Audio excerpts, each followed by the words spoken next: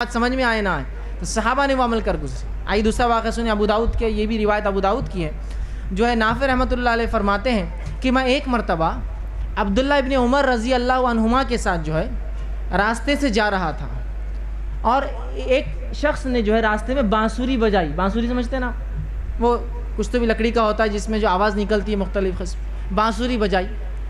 جو ہی اس نے بانسری بجائی، عبداللہ ابن عمر رضی اللہ عنہما نے اپنے دونوں ہاتھ کی انگلیاں کانوں میں ڈالی اور راستے کی ایک طرف سے دوسری طرف بھاگ کر چلے گئے۔ نافع رحمۃ اللہ علیہ نے پوچھا کہ اے عبداللہ ابن عمر رضی اللہ عنہما، آپ نے ایسا عمل کیوں کیا؟ وہ بانسری سنی تو کان میں انگلیاں ڈالی، راستے کی دوسری طرف چلے گئے۔ کہا میں ایک مرتبہ رسول اکرم صلی اللہ علیہ وسلم کے ساتھ راستے پہ جا رہا تھا، ایک شخص نے بانسری بجائی، نبی اکرم صلی اللہ علیہ وسلم کو میں نے یہ کرتے ہوئے دیکھا، آپ نے دونوں انگلیاں کان میں ڈالی اور راستے کے دوسری طرف چلے گئے، تو لہٰذا اس لیے میں نے بھی یہ کام کیا۔ دیکھ رہے ہیں آپ کہ ایک برا عمل ہو رہا ہے، رسول اکرم صلی اللہ علیہ وسلم نے کانوں میں انگلیاں ٹھوس کر چلے گئے تو میں بھی وہ کام کروں گا۔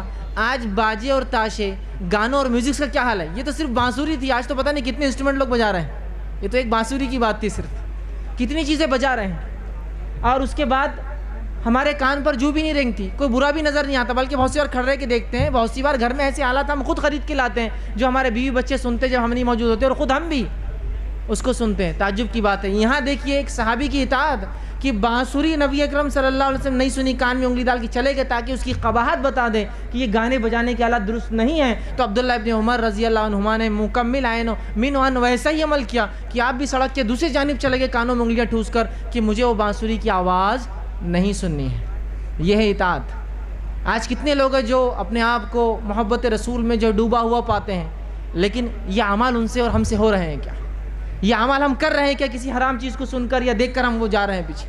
نبی اکرم صلی اللہ علیہ وسلم فرماتے ہیں حدیث کے اندر کہ اگر کوئی برائی ہوتا دیکھو تو اسے ہاتھ سے روکو، ہاتھ سے نہ روک سکو تو زبان سے روکو، زبان سے نہ روک سکو دل میں برا جانو۔ یہ ایمان کی آخری حد ہے، اس سے نیچے ایمان نہیں ہے۔ ایسا کتنی مرتبہ ہم برائی کی جگہوں سے گزرتے ہیں اور دل میں کبھی یہ خیال آئے کہ یہ بری ہے، خیال بھی نہیں گزر، حالانکہ اس سے نیچے ایمان نہیں۔ یاد رکھیے کہ دل میں کم از کم برا جانے ہم۔ تو یہاں صحابی رسول نے دیکھی کیسا عمل کیا کہ آپ نبی اکرم صلی اللہ علیہ وسلم سے محبت کرتے تھے، اور اطاعت یہ ہے کہ نبی نے جو کیا وہ کام کر گزرے۔ اسی طرح ایک متفقہ علیہ